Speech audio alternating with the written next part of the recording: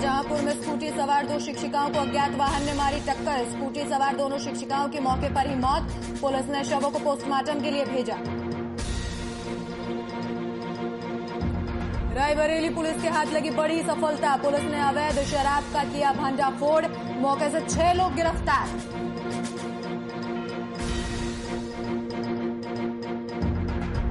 आदर्श चुनाव आचार संहिता उल्लंघन का मामला। एमएलसी उपेंद्र कुशवाहा सहित 4 पूर्व विधायकों की कोर्ट में पेशी। 9 अप्रैल को फिर से होगी पेशी। और देश भर में कोरोना का कहर लगातार जारी। कोरोना महामारी को लेकर रांची जिला प्रशासन की अहम बैठक में जिला उपायुक्त छवि रंजन रहे मौजूद।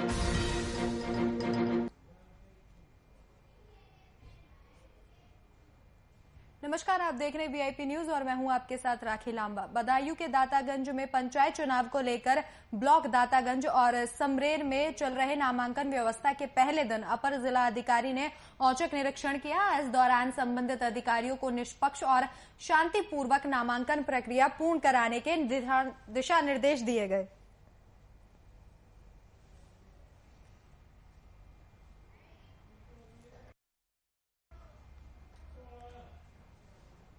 इसके बाद ये काफिला ब्लॉक समरेर पहुंचा, जहां चल रही नामांकन व्यवस्था का निरीक्षण किया गया। तो बदायूं के दातागंज में पंचायत चुनाव को लेकर ब्लॉक दातागंज और समरेर में चल रहे नामांकन व्यवस्था के पहले दिन अपर जिला अधिकारी ने औचक निरीक्षण किया है। इसके साथ ही इस दौरान संबंधित अधिकारियों को निष्पक्ष और शांतिपूर्वक तरीके से नामांकन प्रक्रिया पूरी कराने के दिशा निर्देश दिए गए हैं।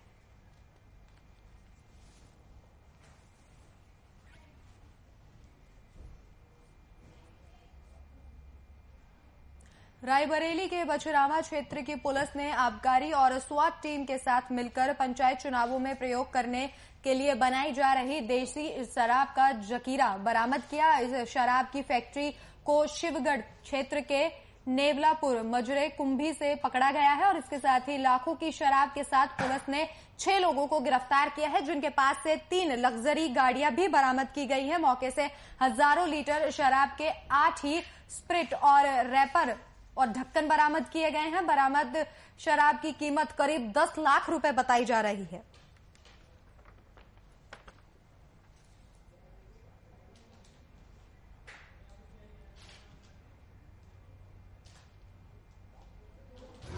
जो कि निवलापुर है, जो कुंभी का मजरा है निवलापुर, वहाँ पर ये एक अपमिश्रित शराब की फैक्ट्री पकड़ी गई है और जिसमें जो सामान बरामद हुआ है उसमें 189 पेटी जो है शराब जो आप देख रहे हैं और जिसमें जो है करीब 8,505 जो है वो पौवा है, जो करीब 1700 लीटर शराब अपमिश्रित है।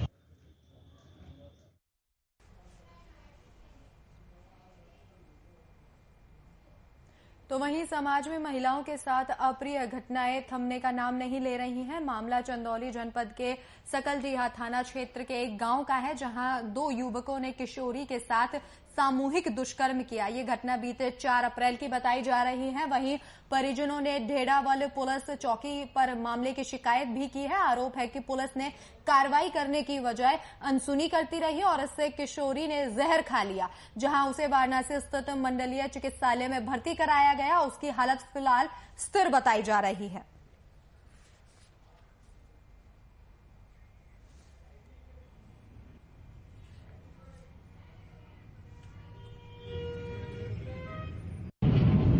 किडनैप भी किया और बलात्कार। कौन किया है बलात्कार? पंकज राजभर और हरीश राज। और क्या कहाँ के रहने वाले ये लोग? तो क्या आपने अपने थाने पर इसका कंप्लेन किया? गए थे सर, वहाँ कंप्लेन क्या बोले वहाँ से? वहाँ से बोले कि क्या लेके दिन सब बंद था, संडे कचहरी से आप लिखवा कर लेके आए, तब हम कंप्लेन। किस दिन का बलात्कार हुआ है?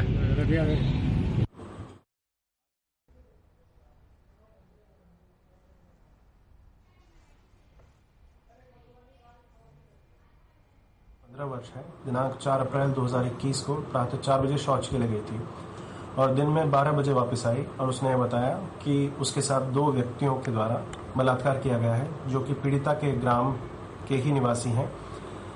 लड़की के स्वास्थ्य को देखते हुए उसे चंदौली अस्पताल ले जाया गया, जहां पर प्राथमिक उपचार के बाद डॉक्टरों ने बताया कि उसने विषाक्त पदार्थ खाया है। जिसके इलाज के लिए उसे मंडलीय चिकित्सालय कबीर चौरा वाराणसी भेजा गया है, जहां पर वह चिकित्सारत है तथा खतरे से बाहर है। इस प्रकरण में थाना सकलडीहा पर समुचित धाराओं में अभियोग पंजीकृत कर लिया गया है।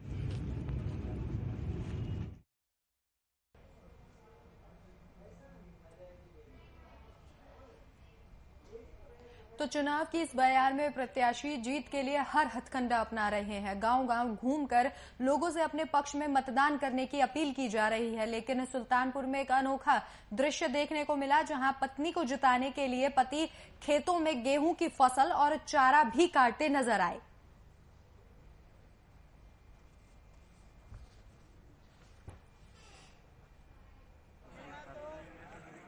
तो ये मैं मैसेज देना चाह रही हूँ, मैं मतलब आरक्षित जो महिलाएं हैं उनके लिए काम करना चाहती हूँ पहले तो, और उसके बाद ये जो अपने यहाँ हमारे क्षेत्र में लेबोरेटरी नहीं है, हॉस्पिटल नहीं है, महिलाएं बहुत परेशान रहती हैं। मैं खुद ही एक महिला हूँ तो मैं खुद समझती हूँ कि क्या उनको परेशानी होती है। बच्चे बीमार होते तब भी महिला परेशान होती है, और वो अगर उन्हें कोई परेशानी है मीन्स प्रेग्नेंट है या ऐसा कुछ भी है तो उस हिसाब से मैं इसीलिए अस्पताल और ये सब काम करना चाहती हूँ। 28 नंबर वार्ड से हमारी पत्नी खड़ी हैं, सैयद शादली खड़ी हैं, और उनके समर्थन में हम लोग आए हुए हैं। आज नामांकन का दिन हुआ है, पहला दिन है। शुभ अवसर पे आज हम लोग आए नामांकन करने के लिए। आप जनता के बीच में जाएंगे, उद्देश्य क्या होगा? उद्देश्य हमारा पहला है हॉस्पिटल, शिक्षा। उस पर हमारी पत्नी जो है सैयद शादली, जो प्रत्याशी 28 नंबर वार्ड से, उनका ये लक्ष्य है कि औरतों का हमारा अच्छी सीट है, महिला सीट है, उस पर महिलाओं के ऊपर काम किया जाएगा। बहुत ज्यादा हमारे यहाँ प्रॉब्लम है हॉस्पिटल का, और शिक्षक को लेकर पढ़ाई पे बच्चे हमारे परेशान हैं। उनके बच्चों पे कोचिंग सेंटर खोला जाएगा, स्कूल की सुविधाएं अच्छी की जाएगी, और एक हॉस्पिटल का अच्छा से किया जाएगा। जो हमारी महिलाएं परेशान है, जो हमारी बहन परेशान है, उनका उपचार अच्छे से देखभाल हो सके। एक एम्बुलेंस की हम लोग व्यवस्था करेंगे कि कहीं बाहर न जाने पड़े, न किसी प्राइवेट गाड़ी का व्यवस्था करने पड़े, एम्बुलेंस पे काम हो।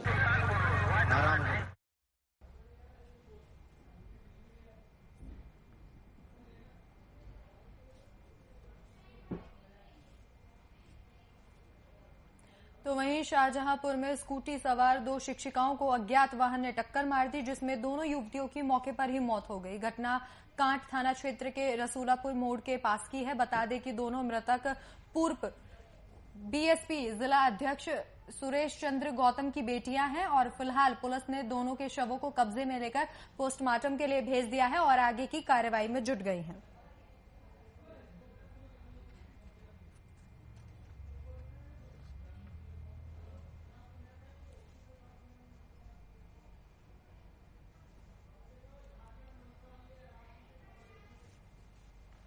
तो शाहजहांपुर में स्कूटी सवार 2 शिक्षिकाओं को अज्ञात वाहन ने टक्कर मार दी, और ये दोनों युवतियां बीएसपी जिला अध्यक्ष सुरेश चंद्र गौतम की बेटी बताई जा रही हैं। फिलहाल पुलिस ने दोनों के शवों को कब्जे में लेकर पोस्टमार्टम के लिए भेज दिया है और आगे की कार्रवाई में जुट गई है। तो शाहजहांपुर में स्कूटी सवार 2 शिक्षिकाओं को अज्ञात वाहन ने टक्कर मार दी, जिसके बाद इस हादसे में दोनों युवतियों की मौके पर ही मौत हो गई। ये पूरी घटना कांट थाना क्षेत्र के रसूलापुर मोड़ के पास की बताई जा रही है। फिलहाल दोनों के शवों को पुलिस ने कब्जे में लेकर पोस्टमार्टम के लिए भेज दिया है और आगे की पूरी कार्रवाई में लगातार पुलिस जुटी हुई है। तो वहीं मुख्यमंत्री हेमंत सोरेन ने झारखंड मंत्रालय में श्री महावीर मंडल रांची के एक प्रतिनिधि मंडल से मुलाकात की। प्रतिनिधि मंडल ने मुख्यमंत्री से राम नवमी त्योहार को लेकर चर्चा की। बातचीत के क्रम में प्रतिनिधि मंडल ने मुख्यमंत्री को अवगत कराया कि कोरोना महामारी के मद्देनजर राज्य सरकार द्वारा जारी गाइडलाइन के निर्देश अनुसार ही राम नवमी त्योहार को मनाया जाएगा। मुख्यमंत्री हेमंत सोरेन ने श्री महावीर मंडल रांची के प्रतिनिधि मंडल से अपने अपने घरों में रहकर सौहार्दपूर्ण वातावरण में रामनवमी त्योहार मनाने की अपील की।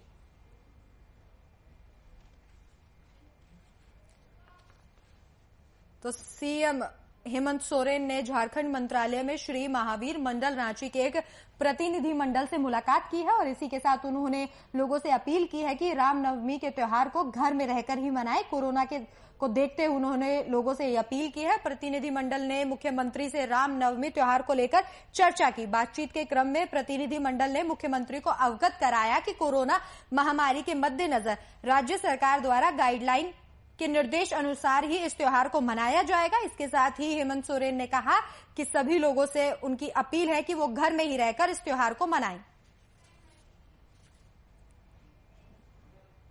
आदर्श चुनाव आचार संहिता उल्लंघन मामले में आज पूर्व केंद्रीय मंत्री और जनता दल यूनाइटेड के एमएलसी उपेंद्र कुशवाहा सहित 4 पूर्व विधायक आज समस्तीपुर के एसडीएम प्रथम के कोर्ट में पेश हुए। बताते चले कि 5 अक्टूबर 2005 को उजियारपुर ब्लॉक के तत्कालीन प्रखंड विकास पदाधिकारी रमेश प्रसाद राउत के द्वारा संपत्ति विरूपण अधिनियम के तहत उजियारपुर थाने में मामला दर्ज कराया गया था, जिसकी आज सुनवाई समस्तीपुर न्यायालय में हुई। न्यायालय सूत्रों के हवाले से मिली जानकारी के अनुसार सभी आरोपियों को न्यायालय के द्वारा मामले में सफाई पेश करने को कहा गया। न्यायालय के द्वारा सभी आरोपियों को दोबारा 9 अप्रैल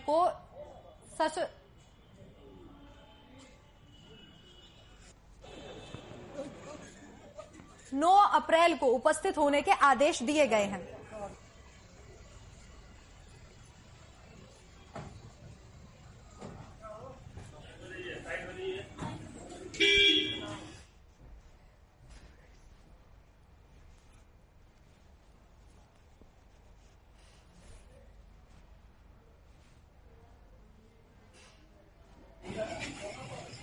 पुराना आचार संहिता का केस है 2005 का। इसी संदर्भ में अब हुक्म हुआ तो हम लोग हाजिर हो गए। मामला कुछ नहीं है, आचार संहिता में मुकदमा जरूर दर्ज हुआ है। पता नहीं उस समय के अधिकारी लोगों को कैसे कंफ्यूजन हुआ। जो भी हम लोगों के ऊपर आरोप लगाया गया है कि कहीं पोस्टर हमने चुनाव के क्रम में सटवा दिया था, बिल्कुल गलत आरोप है। किसी ने सटवाया होगा नहीं सटवाया होगा वो तो अलग विषय है, लेकिन हम लोग बिल्कुल इसमें कहीं से कोई मामला ही नहीं बनता है। लेकिन फिर भी कोर्ट की जो प्रक्रिया होती है उसका सम्मान करना पड़ता है, इसलिए हम लोग आए।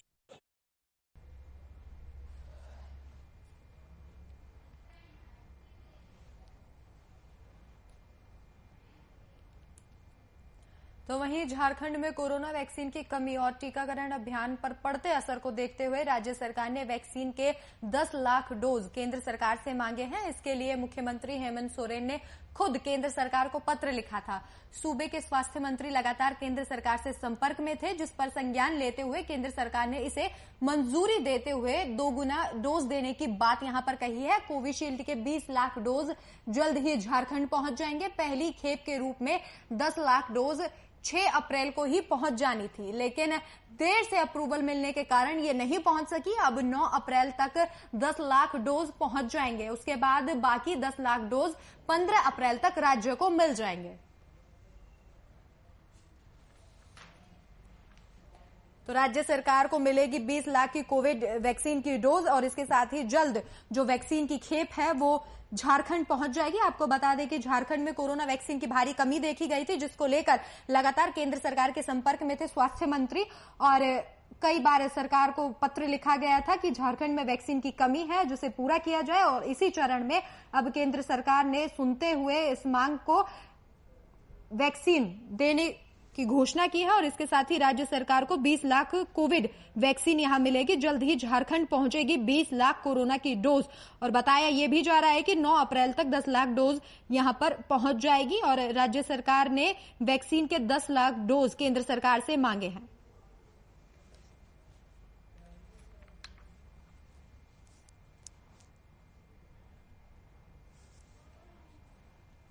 तो इसके लिए मुख्यमंत्री हेमंत सोरेन ने खुद केंद्र सरकार को पत्र लिखा था, जिसमें वैक्सीन के डोज की मांग की गई थी। सूबे के स्वास्थ्य मंत्री भी लगातार केंद्र सरकार से संपर्क में थे, जिस पर संज्ञान लेते हुए केंद्र सरकार ने इसे मंजूरी देते हुए 2 गुना डोज देने की बात यहां कही है।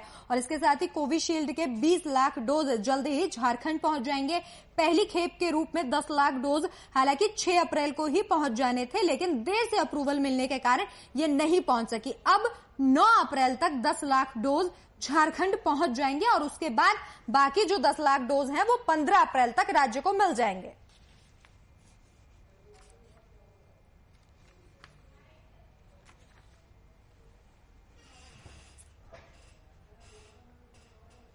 देखिए, लड़ने ये समय नहीं, समाधान निकालने का। ये बात जरूर है, कोरोना संक्रमण के समय से ही राज्य में संसाधनों की कमी रही है, चाहे वो वेंटिलेटर की बात हो, चाहे और किसी चीजों की, चाहे जांच की, चाहे पीसीआर टेस्टिंग मशीन की, चाहे क्लोनेट मशीन की। लेकिन समय बीतता गया, उसमें सुधार हुआ। ये बात सही है कि वैक्सीन की जितनी उपलब्धता हमें जरूरत है और जिस तरीके से संक्रमण बढ़ रहा है उसके अनुपात। तो वहीं मधुबनी में नरसंहार मामले में मास्टरमाइंड प्रवीण झा सहित 5 लोगों की गिरफ्तारी हुई है। वहीं इस मामले में मंत्री नीरज कुमार बबलू ने मास्टरमाइंड की गिरफ्तारी पर खुशी जताते हुए अपनी सरकार की तारीफ की है और इसके साथ ही तेजस्वी यादव की ओर से बीजेपी विधायक विनोद नारायण झा के नाम लेने पर विनोद नारायण झा का बचाव करते दिखे हैं और कहा कि इसमें कौन लोग शामिल हैं इसका जल्द पता लगाया जाएगा और ये एक जांच का विषय है।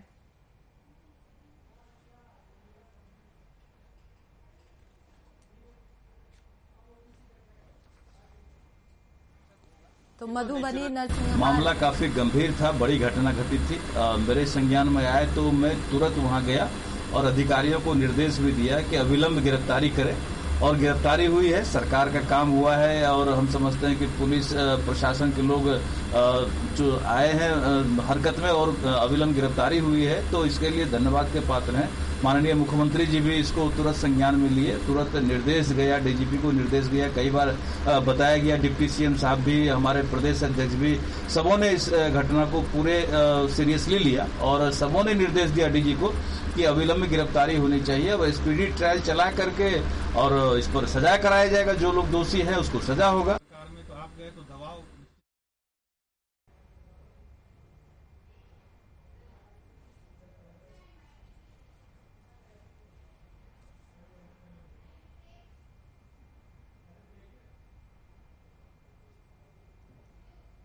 तो वहीं झारखंड में ओबीसी के लिए आरक्षण की सीमा बढ़ाने को लेकर झारखंड ओबीसी आरक्षण मंच के बैनर तले एक बैठक बुलाई गई, जिसकी अध्यक्षता मंच के वर्तमान अध्यक्ष कैलाश यादव ने की। कैलाश यादव ने ओबीसी आरक्षण की सीमा 14 से 27% करने को लेकर सरकार से आग्रह किया। इसके साथ ही उनकी जो अन्य मांग है उन मांगों पर भी चर्चा की गई।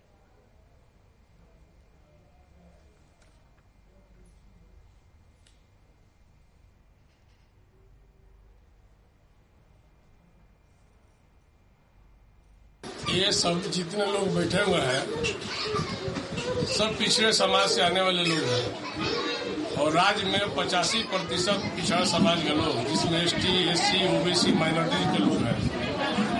बहुत आशा और उम्मीद से अपेक्षा किए थे कि राज्य का जब निर्माण होगा, नया झारखंड बनेगा, तो ये जो वंचित समाज है, जो दबे कुचले अति पिछड़े समाज के लोग हैं, इनकी अपेक्षाएं पूरी होगी।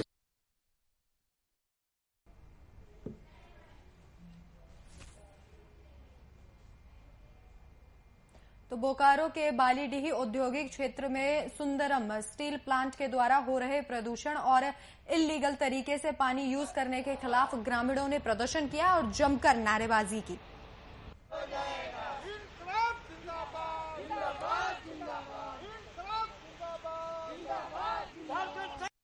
सुंदरम स्टील प्लांट द्वारा सबसे पहले तो इतना डस्ट उड़ा रहा है कि यहाँ के ग्रामीण एकदम अस्त व्यस्त हो चुके हैं और 2 यहाँ खदान है जिससे पानी लेकर एकदम सोख दिया गया है। यहाँ के ग्रामीण अब एकदम जीते जी मार देने का नौबत आ चुका है।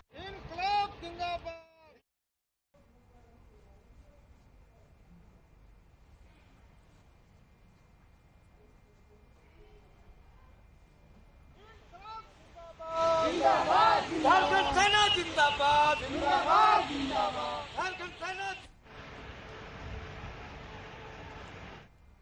तो कोरोना को लेकर जिला प्रशासन ने एक अहम बैठक की। इस बैठक का आयोजन श्यामा प्रसाद मुखर्जी सभागार में किया गया। इस दौरान कोरोना को लेकर कई अहम फैसले किए गए। बैठक में उपायुक्त और पुलिस अधीक्षक सहित जिले के सभी थानों के अधिकारी मौजूद रहे।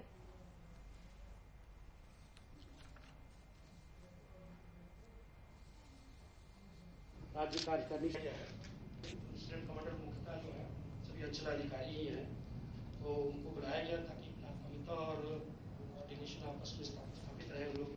लेकिन वहाँ पे भी क्षमता 50% ही रहेगा। और जो कैपेसिटी है उसका 50% ही लोग जहाँ से जाएंगे और बजाते जो सामाजिक दूरी जो पहले से तय है कि 6 फीट और 2 गज की दूरी उसको बना कर रखना है, हो जाएगा। और इसको इंश्योर करना है, उसके लिए डिटेल डेपुटेशन ऑर्डर आज निकल रहा है, सर का साइन हो गया है और वो कल से इम्प्लीमेंट होगा। अच्छा, राज्य कार्यकारिणी है, इंसिडेंट कमांडर मुख्यतः जो है सभी अंचलाधिकारी ही हैं, तो उनको बुलाया गया ताकि प्राथमिकता और कोऑर्डिनेशन आपस में स्थापित रहे हम लोग। लेकिन वहाँ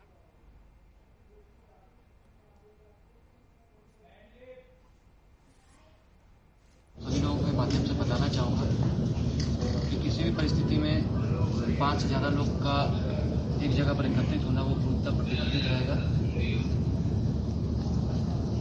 किसी भी तरह का जमावड़ा, कांग्रीगेशन, किसी भी तरह की मीटिंग, चाहे वो इंडोर चाहे आउटडोर, वो अलाउड नहीं है, वो पूर्णतः प्रतिबंधित है। 2 अपवाद दिए गए हैं, 2 एक्सेप्शंस हैं। सिर्फ श्राद्ध और विवाह कार्यक्रम के लिए जो है भीड़ अलाउड किया गया है, कांग्रीगेशन। श्राद्ध के लिए 50 से ज़्यादा लोग नहीं जुड़ सकते एक जगह, और शादी के लिए 200 से ज़्यादा लोग एकत्रित कर। अभी राज्य सरकार के जो भी दिशा निर्देश हैं उस संदर्भ में विस्तृत विवरणी के माध्यम से आप लोगों को दिया गया है, और जो भी दिशा निर्देश हैं इसको सख्ती से अनुपालन कराया जाएगा। इस संदर्भ में भी डिस्ट्रिक्ट प्रशासन और पुलिस प्रशासन के तमाम पदाधिकारियों के साथ एक ब्रीफिंग हुआ है। इस संदर्भ में जो भी अपने हॉट स्पॉट एरिया हैं, जहाँ जहाँ पे काफ़ी क्राउडेड है या जो इस तरह की जगह हैं, वहाँ पे फोर्स और मजिस्ट्रेट की डेपुटेशन से प्लान है, हम लोग करेंगे। लेकिन वहाँ पे भी क्षमता 50% ही रहेगा, वो जो क्या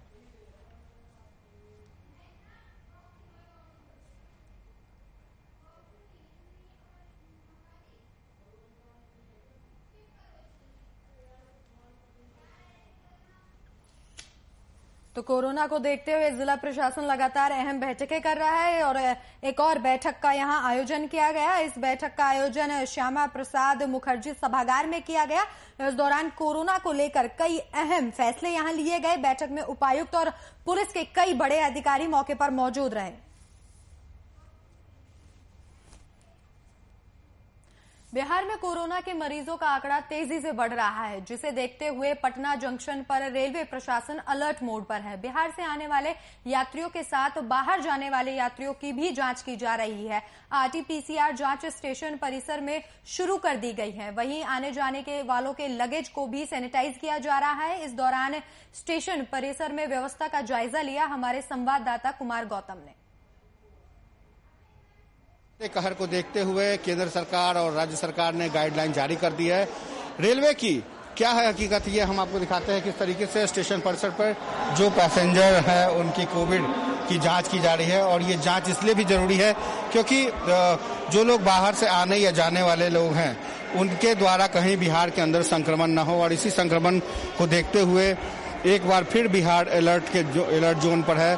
देखिए किस तरीके से तमाम जो यात्री हैं वो होकर गुजरते हैं, और इसी एक व्यक्ति में यदि संक्रमण होगा तो शायद ये पूरे घर को संक्रमित कर सकता है। तो लगातार ये बताया जा रहा है लोगों को कि आप कोरोना की गाइडलाइन को फॉलो करें, मास्क जरूर पहने। इसके साथ ही जो निर्देश दिए गए हैं उस निर्देश का पालन करें, क्योंकि ये जांच बहुत जरूरी है और यही कारण है कि जो यात्री हैं उनकी जांच की जा रही है। आपको हम ये भी दिखा दें कि हालांकि अमूमन जिस तरीके से गुलजार रहता था, लगा था कि अब एक बार फिर से पटरी पर आने लगेगी संख्या, तो कहीं ना कहीं अब जो है ये किस तरीके से तो ये यात्रियों की जांच की जा रही है। उसके बाद काफी संख्या में जो यात्री हैं वो पटना जंक्शन पर उतर रहे हैं या फिर यहाँ से जा रहे हैं, तो ये जांच बहुत जरूरी है। तमाम जो सुरक्षा व्यवस्था के लोग हैं वो इस वक्त मौजूद है और इसके साथ ही जो तमाम जो तैयारियां हैं वो की जा रही है। सर ये बताइए कि किस तरह से इस बार कोविड ये सारा हमारे उच्च अधिकारी बताएंगे। हम लोगों को यही है कि सोशल डिस्टेंस को मेंटेन कराना है, मास्क को प्रॉपर लगवाना है सबको। वैसे ज्यादातर लोग लगा रहे हैं, लेकिन प्रयास यही है कि जो लोग नहीं लगा रहे हैं उन्हें लगाएं, और ज्यादा जानकारी आपको हमारे उच्च अधिकारी देंगे। बहुत बहुत धन्यवाद। तो ये मंटू जी हैं जो अपनी ड्यूटी पर हैं और लगातार लोगों को ये गाइड करने की कोशिश कर रहे हैं कि आप सोशल डिस्टेंसिंग का पालन करें, मास्क जरूर लगाएं, क्योंकि यही एकमात्र बचाव है जो आपको कोविड-19 से बचा सकता है। कोरोना का जो संक्रमण है वो बहुत तेजी से फैला है और यही कारण है कि पटना जंक्शन की जो तस्वीर है वो पहले की तरह गुलजार नहीं है। लेकिन जिन यात्रियों को जाना है या जो यात्री जाने वाले हैं उन तमाम यात्रियों को के बीच में जो है बेहद जरूरी है कि वो मास्क लगा के रहें और कहीं जाना है तो ये भी जरूरी है। कुछ और यात्रियों से जानने की कोशिश करते हैं। ये बताइए कि इस बार जो कोरोना पार्ट 2 है, ये इस बार कुछ ज़्यादा संक्रमण तेजी से फैल रहा है। हाँ सर, मतलब पहला बार जो हो गया था उसमें सब मतलब एक्टिव ज़्यादा था कि सब घर में रहता था, लेकिन इस बार सब ढिलाई बहुत ज़्यादा दे दिया है। इसी कारण सरकार को ऐसा कदम उठाना पड़ रहा है। यही कारण जी सर। तो ये आम लोग मानते हैं कि कहीं ना कहीं जो ढिलाई हुई है आम लोगों की वजह से हुई है और यही कारण है कि संक्रमण बहुत तेजी से फैल रहा है। ये है पटना जंक्शन की तस्वीर, जहां से हम आपको दिखा रहे थे कि किस तरह से पटना जंक्शन के 1 नंबर प्लेटफॉर्म पे कोविड-19 की जांच की जा रही है और जांच के साथ साथ यात्री अपने आप को सुरक्षित रखेंगे तभी वो सुरक्षित समाज की कल्पना कर पाएंगे। इसलिए मास्क जरूर लगाएं, सैनिटाइजिंग का प्रयोग करें। हालांकि सैनिटाइजिंग के साथ साथ 2 गज की दूरी ये बेहद है जरूरी। इसलिए आप जहां भी रहें कोशिश करें कि आप दूरी बना करके चलें ताकि अगर वो कोई व्यक्ति संक्रमित हो तो आप उसके शिकार न हो सके। सहयोगी सप्तऋषि के साथ कुमार गौतम, VIP न्यूज, पटना।